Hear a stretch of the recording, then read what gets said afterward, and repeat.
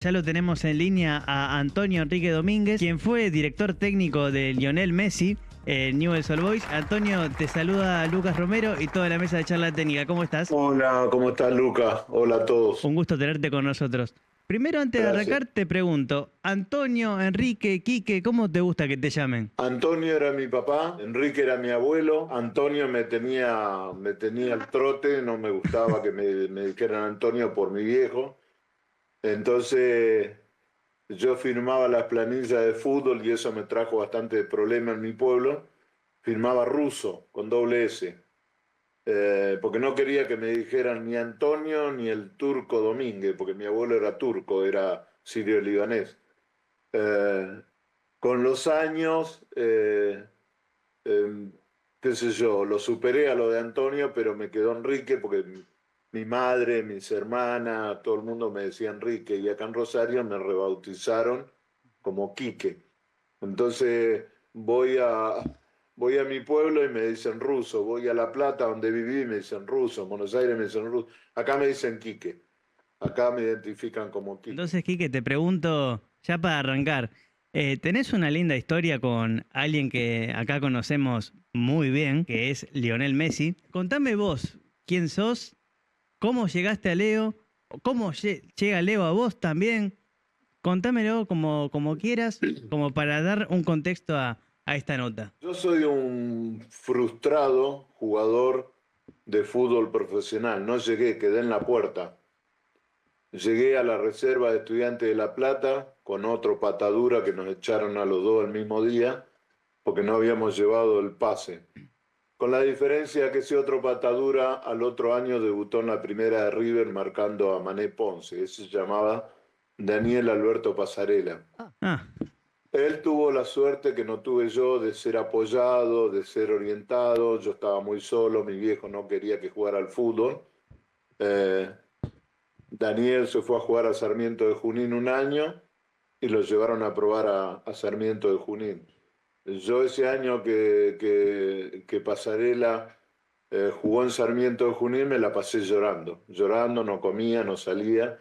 La pasé realmente muy mal. Por eso yo entiendo y por eso me gustó trabajar en fútbol infantil, porque entiendo perfectamente, conozco profundamente lo que es tener un sueño, pero también conozco profundamente lo que es que te rompan el sueño, que no cuiden tu sueño, que no les importe tu sueño. Eh, entonces cuando mi hijo más chico, Nicolás, quería jugar en Newell y yo ni sabía, nos habíamos venido a vivir a Rosario, yo vivía en Capital Federal, trabajaba en el Banco Santa Fe. Un día Nico a los 5 años me dice, quiero jugar en Newell. Yo le digo, ¿sabés cuánto te falta para que juegues en Newell? No, mi amigo juega en Newell, mi amigo. Le digo, pero este está loco, vaya a saber qué Newell es, cómo es la historia. Entonces pregunté en mi trabajo, me dijeron, sí, Newell tiene una escuelita de fútbol, el Ceballos y Vera Mújica. Y una tarde me fui, frené el auto y me pasaban pibes por todos lados. Y yo digo, esto es una locura, esto es un hormiguero de pibes. Y cuando entré, pregunté, estaba Cacho Filippi, el alma, el motor de la escuelita de fútbol, un hombre grande ya, y le pregunté cómo hacía para atraer a los pibes. Me dijo, mire, tráigalo, presente el documento, le vamos a sacar fotocopia, traiga una camiseta blanca y una de Newell y una pelota para el pibe. Y va a empezar a trabajar. Y así empezó Nicolás y empezó Sebastián, su hermano.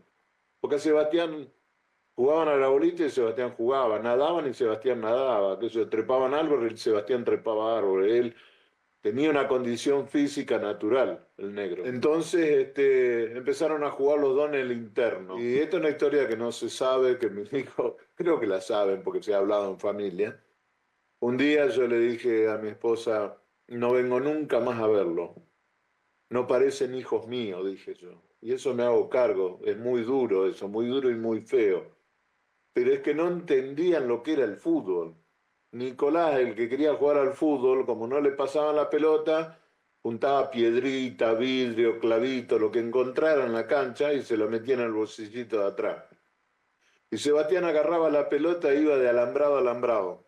Pero no avanzaba, no avanzaba ni retrocedía. Y nadie lo paraba. Y él creía que se jugaba así, nadie, él era poderoso, no lo paraba nadie. Y yo no le podía hacer entender cómo era. Bueno, a los 2 o 3 meses mi esposa me dice, tenés que ir a verlo, ¿no? Sabés cómo han cambiado, han interpretado el juego. Bien. Y sí, habían interpretado el juego y empezaron en el interno. Después pasaron a Figro, después pasaron a Rosarina.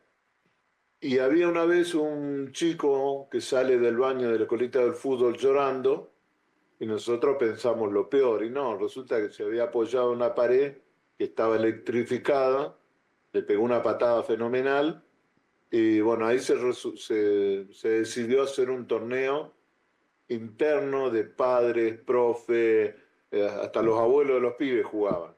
Y pagamos la entrada a todo, mamá, papá, esposa, hijo, jugador, todo el mundo pagaba, juntando plata para reparar el baño de la escuela de fútbol. Y jugando al fútbol me ve Juan Ardison, que hoy es un gran amigo, fundador de la escuela de fútbol de Newell, Ujú. Carlito del Toro, que falleció, y Claudio Viva. Claudio era arquero. Entonces me agarran y me dice, vos tenés que venir a trabajar con nosotros. Le digo, vos estás loco, ¿a dónde voy a trabajar? No, vos tenés que trabajar con nosotros, tenés que ser profe de la escuela. Y yo le dije, pero ni loco, es muy delicado trabajar con pibes. Le digo, no me animo, no me... Pero vos jugás muy bien al fútbol, pero una cosa es que juegue bien al fútbol, como el Diego, y otra cosa es ser entrenador, como el Diego. Entonces, me dieron la categoría 77, que era la categoría del hijo de Juan Ardison. Me dice, te voy a tener bien controlado, y nos reíamos. Pero yo inicié el curso de técnico, algo que no tenía pensado. Y ahí descubrí y ahí me preparé. Y la materia que más me gustaban eran psicopedagogía, psicología, conducción de grupo. Porque lo demás, patear la pelota, cómo se le pega, ejercicio y todo lo demás, lo sabía. Y ahí me di cuenta que tenía la vocación de formar chicos, de formarlo para que no hicieran lo que yo hacía, porque yo me peleaba con los árbitros porque no cobraba un foul a mi compañero y terminaba expulsado a tipo Robin Hood. Era justiciero, defendía. Entonces yo no quería que mis hijos ni que los chicos que yo entrenara fueran así. Y les hablé mucho acerca del respeto, del orden, del sacrificio, de venir a entrenar aunque haga frío, aunque haga calor, por respeto a los compañeros, por respeto al club. Es decir, irle formando una cabeza que creo que Leo ya la tenía, porque yo a Leo no le enseñé absolutamente nada. El que diga que le enseñó algo, puede ser Pep Guardiola quizás el que le enseñó algo, pero ya Leo venía armado, ya Leo el Tata lo mandó desde arriba armado completo, como jugador, como chico, como persona, ya venía armado.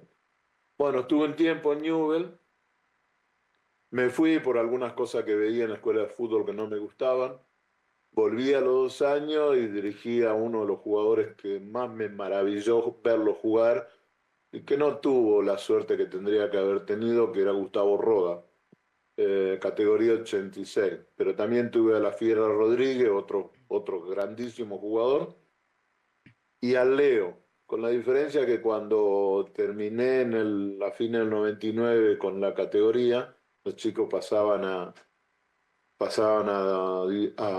divisiones inferiores, yo renuncié. Le dije al negro Almirón que no iba a trabajar más en el club. Les había regalado las camisetas a los pibes para que se las llevaran de recuerdo. Eso fue, me querían colgar a mí, porque las camisetas eran del club, ¿cómo que va a regalar las camisetas? Pero yo ya había tomado la decisión de irme. Así que, fin del 99, le dije al negro que no dirigía más y que se buscara otro. La discusión con el negro era por qué me voy.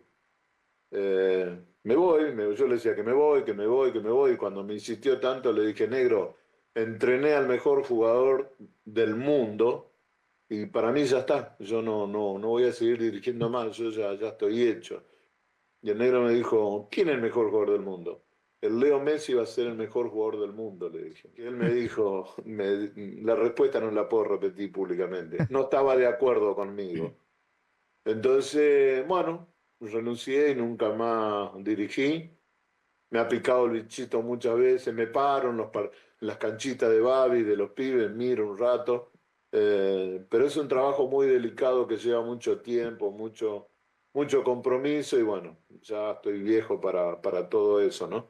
Pero lo que viví con el fútbol infantil y la formación de chicos, para mí es algo que me llena. Más allá que soy panzón por la comida, estoy lleno de todo eso que viví. Quique, buenas noches, Cristian te saluda. ¿Cómo andás? ¿Qué tal? Es así la historia de Lío con la abuela, de que lo acompañaba y que ella fue la que, bueno, de alguna manera le dijo al entrenador en su momento, eh, dele una oportunidad. ¿Es así? Yo no la conocí a la abuela porque cuando yo lo tuve a Leo ya la abuela había fallecido. Pero cuando se filma la película Messi, la familia Messi le había dado un listado, creo que es así, le había dado un listado al director, un español, que aceptaban que estuviesen en la película. Entre ellos yo no podía viajar a Buenos Aires porque estábamos trabajando, era verano, era antes del Mundial 2014, y había una compañera de trabajo, yo trabajaba en el Banco de Santa Fe, había una compañera de vacaciones, entonces si yo me iba un día, la recargaba la que quedaba. Pero bueno, mi jefe se enteró y poco menos que me echó. Me dijo, te va, mañana en lugar de venir a las 10, venía a las 7. Y recuperar el tiempo que te vas. Y fui, porque era uno de los que estaba en la lista para aparecer en la película. Y eso de la abuela no me queda ninguna duda, no lo puedo comprobar, pero creo que debe ser parte de la historia. La familia Messi le pudo haber contado a Alex de la Iglesia, que era el director, les deben haber contado esa historia de la mamá, de la abuela, mamá de Cosetini, como se llama, de Celia, se la deben haber contado ella. Entonces, cuando Leo, vos viste que Leo cuando hace un gol con los dos dedos señala para arriba. Mm. Eh, y esos son los goles que él le dedica a la abuela. Eh, entonces debe tener una historia muy fuerte de chiquito, debe ser, porque Leo es un tipo agradecido, vaya que es agradecido, ¿no? Y debe ser un agradecimiento eterno que la abuela lo haya apoyado y lo haya alentado. Así que debe ser cierta la historia de que lo llevaba y que medio que lo empujó a que se metiera en un equipo que no era el de él, porque eran pibes más chicos, más grandes. Eh, y es la que primero confió en el nieto o en el nene, ¿no? Porque Leo era muy chiquito. Ya después, una vez que habrá llegado a la casa y le debe haber dicho a su hija y a su yerno, jugó con los pibes más grandes y se la bancó, qué sé yo, y bueno, después la historia es llevarlo a cuanta práctica y a cuánto partido, que si la gente supiera el sacrificio el sacrificio que hacen los padres, que también lo hice yo, de llevarlo con frío, con calor, jugar. En Rosario hay, creo que más cancha de fútbol que, no sé, que comisaría, que banco, que es tremenda la cantidad de clubes que hay. Y te mandan un club y campeonato acá y campeonato allá. Es duro. Pero bueno, Leo le gustaba jugar al fútbol y los padres han hecho un trabajo maravilloso, apoyándolo, cuidándolo, curándolo. Así que bueno, todo lo que le sucede a Leo se lo merece, se lo ganó, sobre todo se lo ganó. Quería consultar, desde que arrancamos la nota nombraste muchas personalidades importantes dentro del mundo Newell, pero quiero centrarme en una preferentemente, en la de Claudio Vivas, que fue muy importante para lo que es el predio de Malvinas por la historia de su papá, quien donó los terrenos para que Newell tenga ese predio. ¿Qué relación pudiste tener con él y cómo era el día a día de una persona que sabe tanto sobre este deporte? Mi relación con Claudio fue breve. Yo cuando me incorporé a la escuela, don José es Malvina. Don José fue uno de los fundadores y fue el que movió cielo y tierra para que se hiciera esa escuela de fútbol y para que se comprara el predio de Bellavista. Tal es así que cuando la comisión directiva fue a Bellavista y vio lo que iban a comprar, lo querían matar a José, porque era toda zona inundable. Estaba todo inundado eso, lo compraban por 2 pesos. Así que hubo que rellenar y hoy Bellavista es un modelo de lugar de entrenamiento. Pero José, don José, hay otros nombres como Don Buzo, papá de Adrián, entrenador preparador físico de Newell. En la escuelita todavía estaban las vías, siguen estando las vías abajo de tierra, las vías del tren. Don José logró que Ferrocarril Argentino, porque trabajaba en ferrocarriles, les diera ese terreno. Y Don Buzo traía silla, armario y un montón de cosas que no se usaban más en el Banco Santa Fe porque eh, el viejo Buzo laburaba ahí y se hacía todo a pulmón, tremendo. Yo estuve poco con Claudio, debo haber estado menos de un año y pico. Pero Claudio era un tipo importante porque era el hijo de don José.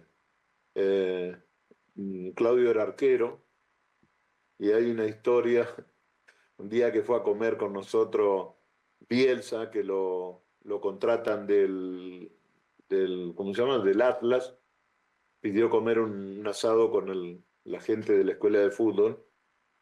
Alguien le preguntó qué sentía irse de Newell o irse a México a trabajar. Y Bielsa sacó del bolsillo un papelito, para nosotros un papelito, y era un cheque.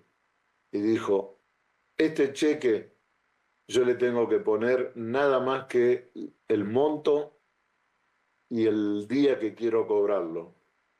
Y no me animo a ponerlo, porque el día que yo ponga un monto o una fecha, me habré ido de Newell. Y yo no me quiero ir de Newell.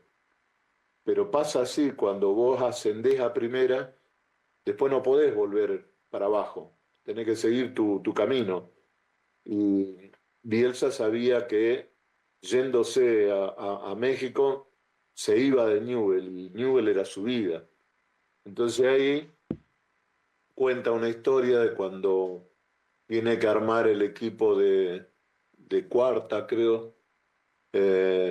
Le dice a Claudio que no iba a estar más no iba a seguir en el equipo por una cuestión de altura y todo lo demás, y que lo mejor que podía hacer Claudio era terminar su carrera de profesorado de educación física. Es decir, que quien le corta las patas al pobre Claudio es Bielsa, pero cuando se va al Atlas se lo lleva a Claudio como ayudante de campo. Y después, yo creo que eso lo hizo en agradecimiento a don José, porque recuerdo que cuando estábamos en Malvinas, había elecciones y don José venía y me decía, ¿usted tiene el carnet al día? Sí, José. Digo, no, no se olvide, no se olvide pagar la cuota. No, don José, quédese tranquilo. Todos teníamos que tener la cuota al día y todos teníamos que ir a votar a la lista de don José Viva. ¿Por qué razón? Porque José tenía el candidato a dirigir la primera división. Cuando ganó las elecciones, la lista de él y nos reunió y nos dijo, ahora se van a enterar a quién voy a postular a que dirija a Newell. Y cuando nos dijo que iba a ser Bielsa, nosotros nos reíamos, decía, ¿loco? ¿El loco va a dirigir la primera? Nosotros lo veíamos en Bellavista, cuando dirigía la cuarta, la quinta, y estábamos enloquecidos viéndolo trabajar a Bielsa, porque era un placer ver el despliegue de energía, de conceptos de Marcelo. Entonces, medio que nos reíamos porque Newell estaba muy mal en el promedio, en el fútbol, qué sé yo, y poner un técnico sin experiencia en primera división era casi una locura. Como la locura que tuvo José de armar Malvina, y el tiempo le dio la razón, porque la cantidad de jugadores que han salido de la escuela de fútbol y que han llegado a la primera de Newell, y si no llegaron a la primera de Newell, han llegado a la primera de otros clubes, que han jugado en Europa, que han jugado en la selección, que han jugado mundiales, le dio la razón a la locura de don José. Y crear Bellavista también le dio la razón porque durante mucho tiempo, hasta la llegada de López, ese lugar era un lugar de culto al fútbol. Ya después se desvirtuó, se fue al diablo todo. Bueno, ojalá y vuelva a ser divisiones inferiores de Newell's lo que era en la época de Grifa, ¿no? Pero haciéndote un resumen, yo tuve poco contacto con Claudio. Eh, pero Claudio salió de Malvina como director. También trabajaba, Claudio creo que tuvo la 79. En la 79 tenía una verdulería porque tenía un zapallo, un tomate, un lechuga, todos apodos así. Y Marcelo, su hermano, un tipazo, un tipo hermoso como hombre, como persona, dirigía la 70 y creo que la 77 eh, en Malvinas y después las siguieron dirigiendo en cancha de 11. Estuvimos hablando muchísimo de los nombres, Messi, Bielsa. Otro de los tantos nombres fue Grifa, que marcó un antes y un después en lo que fueron los grandes talentos que pasaron por el club. Ah, sí, sí. Bueno, en esa misma cena que nos convocó Bielsa antes de irse a México, nos contó una historia cuando salían a buscar jugadores con Grifa. Grifa era la cabeza del grupo y de atrás venían, no recuerdo si era Pupo, Bielsa, su mano derecha. Y entonces durante un tiempo se conectaban con, por ejemplo, una ciudad, pueblo de acá a 150 kilómetros y convocaban a todos los pueblos de los alrededores a una prueba de chicos. Por ejemplo, el lunes se convocaba no sé, en Murphy. El martes se convocaba más allá. Y así llegaron hasta Salta, hasta Jujuy. Iban cada 200 metros, había convocatoria de los clubes de la zona buscando jugadores. Y una vez creo que habían pasado por Murphy, creo que era Murphy, algún pueblo de esos, y habían visto dos jugadores que para ellos eran notables, quedaron enloquecidos, pero los padres no querían traerlo a Rosario. Y cuando vuelven, al mes más o menos de la gira, pasan por esa ciudad y eran la 1:30 de la mañana y Grifa le dice, vamos a hacer un intento por los dos pibes que vimos acá. Y Bielsa desde que le dijo, usted está loco, nos van a sacar a los tiros, son la 1:30. En los pueblos a las 9:30, 10 de la noche ya están durmiendo. Bueno, la cuestión es que tocaron la puerta y se trajeron a uno de los dos, se trajeron un 9 de locura, un 9 espectacular que terminó jugando de 6 y hoy es uno de los mejores técnicos del mundo, el que dirige la selección de Estados Unidos, Pochettino. Pochettino vino de 9. Lo transformaron en defensor.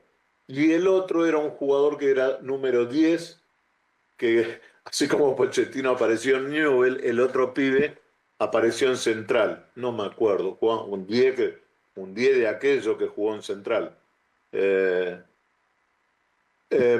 Por eso el trabajo que hacía Grifa era un trabajo único en el fútbol argentino, único.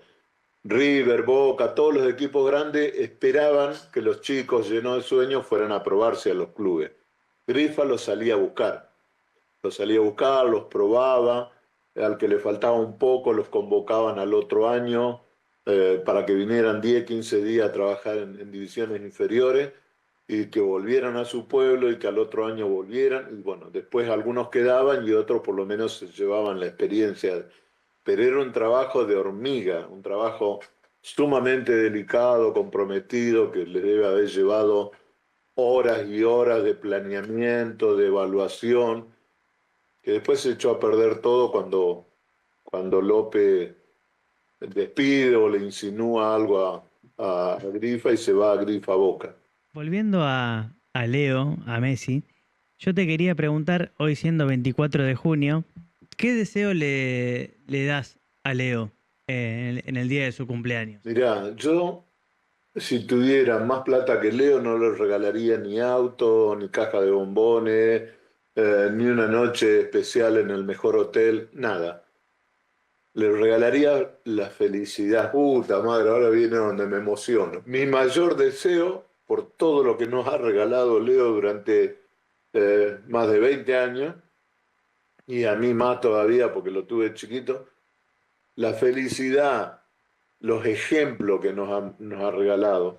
Porque verlo a Leo gritar los goles o aplaudir los goles de su hijo allá en Miami, eh, él podría estar tirado a las patas mirando, tomando sol, qué sé yo, pero no, él se compromete, él está al lado de sus hijos, al lado de su mujer, eh, frecuenta todavía a sus amigos, nunca le niega el saludo a nadie. Yo cada vez que veo que Cristiano Ronaldo se los saca de encima, los empuja, y Leo le pide a la fuerza de seguridad que no, que pare, que lo traigan al pibe que le va a firmar la camiseta, o le firma la camiseta y le da su camiseta a otro pibe. Son gestos de bondad, de sencillez, de humildad, porque, y ese pibe, yo quisiera estar adentro del pibe que se llevó la camiseta, o si sea de entrenamiento de Leo.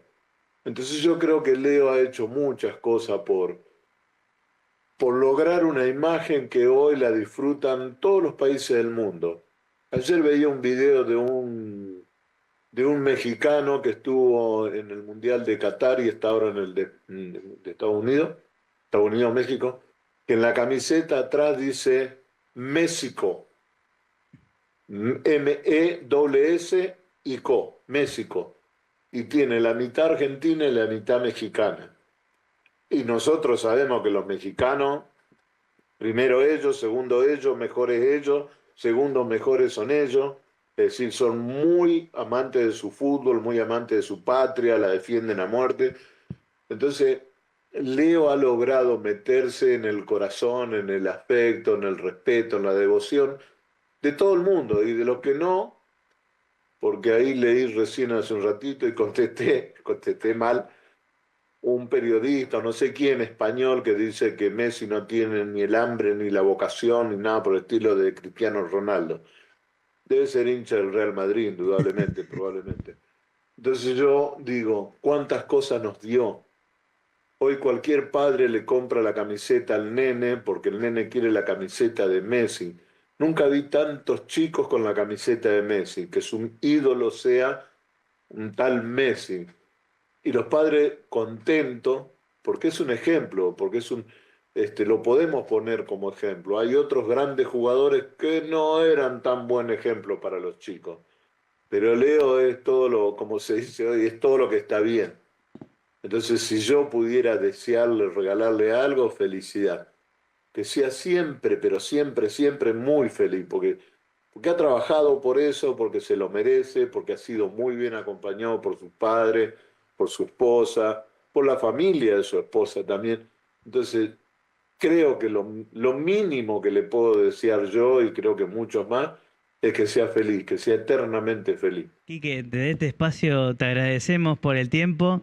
La verdad que una muy linda nota con todo lo vivido con Leo y esta reflexión última que dejás. Que seas feliz Leo.